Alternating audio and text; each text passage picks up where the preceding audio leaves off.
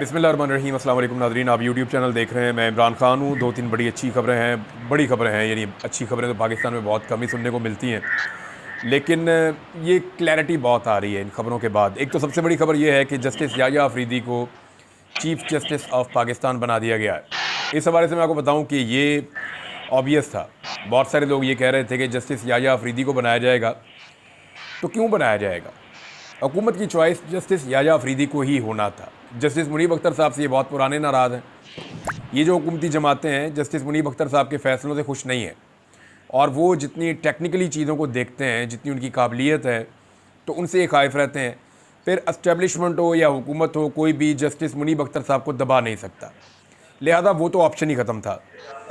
अब आ रहे हैं जस्टिस मंसूर अली शाह साहब। जस्टिस मंसूर अली शाह साहब से काफ़ी अरसे से मुलाकातों की कोशिश की जा रही है। ये अब मैं आपको खबर दे रहा हूँ कि उनसे मुलाकातों की कोशिश की जा रही है। मिडल मैन ने बड़ी कोशिश की कि जनाब किसी तरह जस्टिस मंसूर अली शाह साहब की मुलाकात करवा दी जाए ताकतवर हलकों में, लेकिन ना सिर्फ उन्होंने मुलाकात करने से इनकार किया, बल्कि इस मामले को रिपोर्ट भी कर दिया काजी फ़ायद ईसा साहब को कि जनाब मुझसे मुलाकात के लिए कहा गया, तो मैंने आपको बताया, मेरी ज़िम्मेदारी है, क्योंकि जजेस बताते हैं मिसकंडक्ट हो जाता है, वरना उनको बताना होता है अपने रूल्स के मुताबिक। तो मंसूर अली शाह साहब ने किसी भी किस्म की सौदेबाजी से इनकार किया।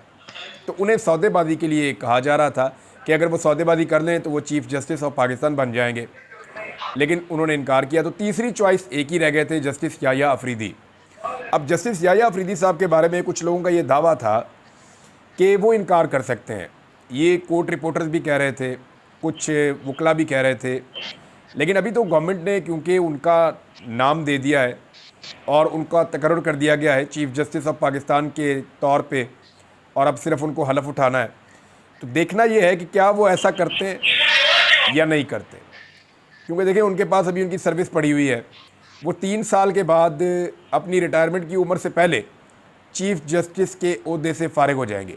तो क्या एक चीफ़ जस्टिस अपनी रिटायरमेंट के बाद भी रह सकता है? ये नई सिचुएशन है, ये कानूनी राय बाद में लेंगे, लेकिन मामला ये है कि वो इनकार कर सकते थे, कुछ लोग कह रहे थे, लेकिन अभी तक तो कोई ऐसी खबर नहीं आई। आज का दिन बहुत इंपॉर्टेंट है, आज का और कल का, तो हमें पता चल जाएगा कि जस्टिस याह्या अफरीदी इसके ऊपर क्या रद्द अमल देते हैं। आज 23 तारीख है, 25 तक काजी फ़ायद ईसा साहब चीफ़ जस्टिस ऑफ पाकिस्तान है, और 26 को याह्या अफरीदी साहब जो हैं वो हलफ उठाएंगे। और पाकिस्तान तहरीक इंसाफ ने इस हलफ में शामिल होने से इनकार किया है, क्योंकि वो ये समझते हैं कि ये ज़्यादती हो रही है। जस्टिस मंसूर अली शाह साहब को आईने पाकिस्तान के मुताबिक चीफ़ जस्टिस ऑफ पाकिस्तान बनना चाहिए था। ये सिर्फ उनका रास्ता रोकने के लिए और उन्हें रास्ते से हटाने के लिए, क्योंकि वो समझौता नहीं कर रहे थे।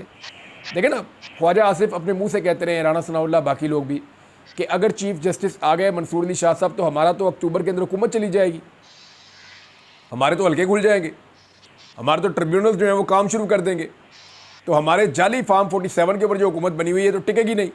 तो हुकूमत को बचाने के लिए उनके लिए ज़रूरी था। काजी फ़ायद ईसा साहब जैसा जज तो उनको नहीं मिल सकता दोबारा।